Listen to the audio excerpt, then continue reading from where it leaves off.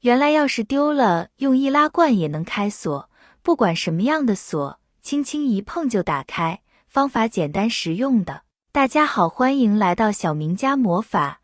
如果不小心丢失钥匙，不必惊慌失措，因为易拉罐或许能助你一臂之力，在短短5秒钟内轻松解锁。这个简单实用的方法不仅令人惊叹，而且非常容易操作。详细介绍如何使用易拉罐来解锁。易拉罐开锁，准备一个空的易拉罐，将其瓶口和瓶底剪去，留下中间的瓶身部分。这样我们就得到了一个桶状的铝制材料。从剪下的易拉罐上剪下2小块铝片，余下的暂时放置一旁。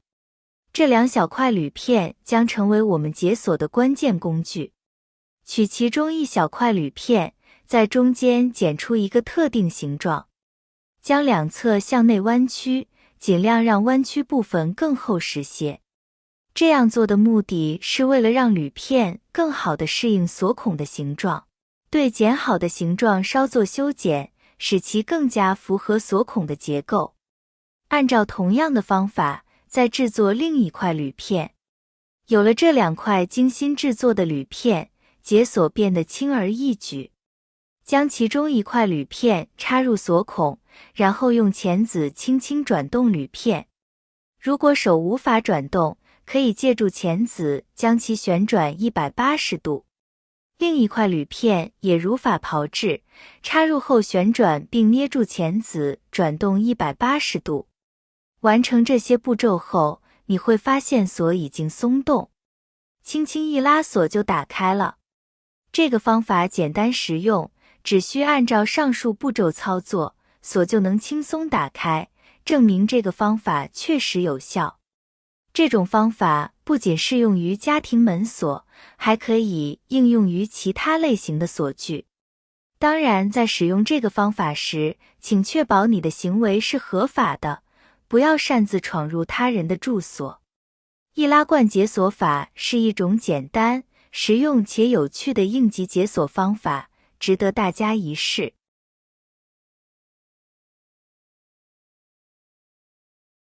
塑料瓶开钥匙，我们先把锁放在一旁，把上面的钥匙取下来，将钥匙放在我们的塑料瓶上面，紧紧地按压在一起。找位置的时候，最好找一个比较宽敞一点的地方。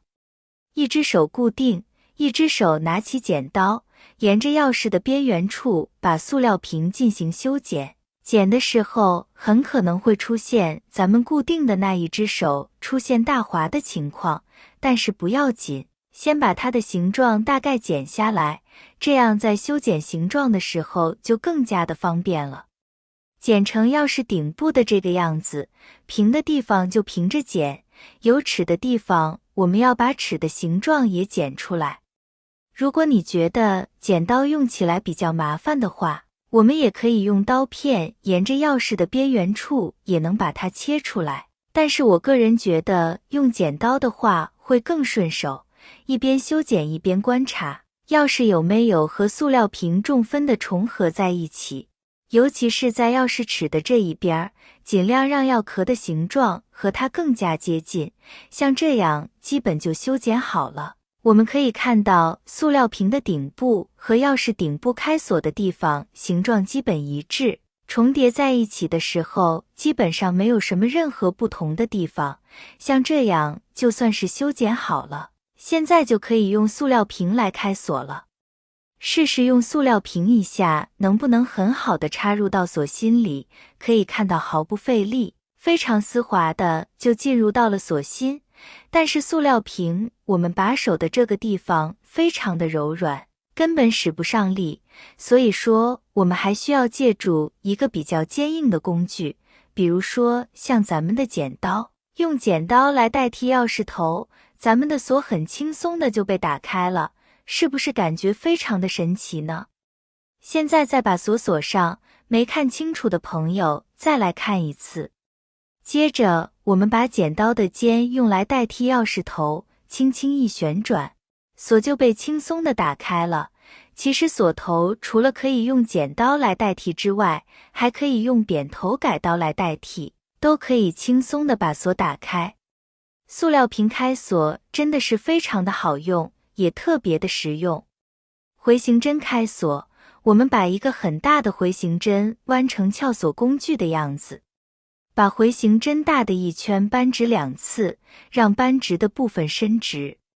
有的钳工也把一头稍稍弯曲来撬锁，这样可以给锁内的栓施加压力，不过这不是必须步骤。把另一个大回形针扳直，做成一个扭力扳手。扭力扳手是用来扳撬锁工具的助力器，你要按下扭力扳手，驱动前面的撬锁工具进行撬锁操作。把一端弯曲90度，把两端都扳直，直到成为2条并排铁线为止。用个扳钳把弯曲的地方压出一个大约1厘米的90度转弯，扭力扳手插进锁孔底部，对一边施加旋转的压力，一点压力就行了。如果知道钥匙旋转的方向，就往那个方向旋转钥匙。如果不知道，就两边都分别试一次，有1半的成功几率。如果你感觉敏锐，可以通过旋转方向感觉到开锁的方向。先顺时针转，然后再是逆时针。旋对了，方向阻力会小一点。在扭力扳手上保持施加压力，把撬锁的回形针插进上方锁孔，开始找位置。这个部分是将撬锁工具插入锁孔底部，贴住上方，快速拉出来，来试试锁内部构造。多重复几次，来把里面的一些栓拨动位置。保持扳手压力，试着用撬锁针找出栓的位置。大多数美制锁至少有5个栓，需要全部试出来才能打开锁。从内部一个一个开始试栓位置，并按下去。做的时候要记得保持住扳手压力，把栓按到开锁的位置，会感到轻微的弹性感，甚至听到一个轻微的哒声。用扳手加上越来越多的压力。每次碰到栓的时候，都要摇晃撬锁针，直到栓打开为止。听到一声咔嗒声，要记得把扳手扭转过来来开锁。今天分享开锁方法，大家感觉怎么样？喜欢的朋友可以点赞关注，每天都会分享不同的精彩视频。谢谢大家的支持，我们下期见。